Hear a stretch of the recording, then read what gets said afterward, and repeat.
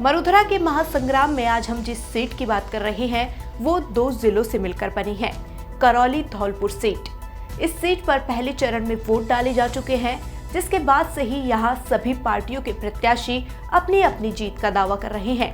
राजनीतिक दलों की ओर से किए जा रहे दावों के बीच आइए जानते हैं करौली धौलपुर सीट का चुनावी समीकरण हमारी इस खास रिपोर्ट में। करौली धौलपुर में दिख रही कांटे की टक्कर। बीजेपी से इंदु देवी और कांग्रेस से भजनलाल जाटव मैदान में। करौली धौलपुर लोकसभा सीट पर मचा घमासान। 4 जून को किसे मिलेगा जनता का आशीर्वाद? करौली धौलपुर में किसका पलड़ा रहेगा भारी? जनता करेगी नतीजे तय। राजस्थान में 2 चरणों में लोकसभा चुनाव समाप्त हो चुका है। ऐसे में राजस्थान की 25 की 25 लोकसभा सीटों पर मतदान पूरा हो चुका है। लगातार राजस्थान में कयासों का जो दौर है वो अब कहीं ना कहीं शुरू हो चुका है। ऐसे ही कयासों वाली सीट खुद करौली धौलपुर भी है, जहां से इस बार कांग्रेस की तरफ से जहां भजनलाल जाटव को चुनावी मैदान में उतारा है, तो वहीं इंदु देवी जाटव को राजस्थान की करौली धौलपुर सीट से भारतीय जनता पार्टी ने चुनावी मैदान में उतारा है। दोनों के बीच जाटव वर्सेस जाटव का मुकाबला इस सीट पर देखने को मिल रहा है और जाटव वोटर्स ही है जो इस सीट पर ये तय करते हैं कि कौन होगा जो इस सीट से विधायक या सांसद बनकर जाएगा। अब देखने वाली बात ये होगी कि जाटव किसको संसद तक का सफर तय करवाते हैं। Rahul Jangid, India voice, Jaipur.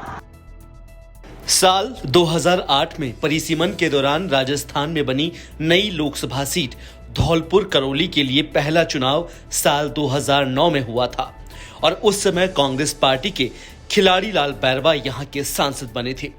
2014 के चुनाव में कांग्रेस ने यहां से प्रत्याशी बदल दिया। इसके बाद यह सीट बीजेपी की झोली में चली गई और यहां से मनोज राजौरिया सांसद चुन लिए गए। इसके बाद वह लगातार 2 बार सांसद बने। परिसीमन के बाद ही राज्य की अहम लोकसभा सीट अनुसूचित जाति के लिए सुरक्षित है। करौली धौलपुर समेत राज्य की 12 लोकसभा सीटों पर पहले चरण में 19 अप्रैल को मतदान कराया गया। इसमें कुल 49.59% मतदाताओं ने अपने मताधिकार का प्रयोग किया।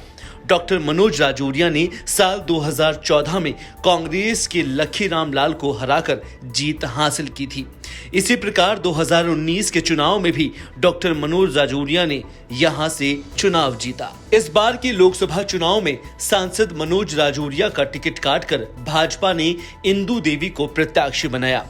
इंदु देवी करौली की रहने वाली है और प्रधान रह चुकी है। लोगों से उनका सीधा जुड़ाव रहा है। करौली क्षेत्र में इंदु देवी को इसका फायदा मिल सकता है। वहीं भजनलाल जाटव भी 2 बार विधायक और 1 बार मंत्री रह चुके हैं, लेकिन करौली में जनता अभी उन्हें सहज स्वीकार नहीं कर पा रही है, क्योंकि वह रहने वाले भरतपुर जिले के हैं। वे धौलपुर क्षेत्र की 4 विधानसभा सीटों पर मजबूत स्थिति में रह सकते हैं। करौली धौलपुर लोकसभा सीट पर सबसे ज्यादा वोट बैंक जाटव समाज का है, जो करीब 3.25 लाख से ज्यादा है। इसके बाद मीणा समाज का है, जो करीब 1.5 लाख से ज्यादा है। यहाँ 1 लाख से ज्यादा मुस्लिम वोट भी है, जबकि 80,000 राजपूत वोट बैंक है। इसके अलावा ब्राह्मण, लोधी और बघेल समाज का वोट है। करौली सीट पर SC और ST वोटर काफी निर्णायक स्थिति में रहते हैं। करौली धौलपुर लोकसभा क्षेत्र की जनता ने आखिर किसे अपना मत देकर विजयी बनाया है, ये तो अब 4 जून को ही पता चल पाएगा। आज के लिए फिलहाल इतना ही। सत्ता के महासंग्राम में आगे फिर हाजिर होंगे दूसरी लोकसभा सीटों की सियासी गणित के साथ। तब तक देखते रहिए इंडिया वॉइस राजस्थान।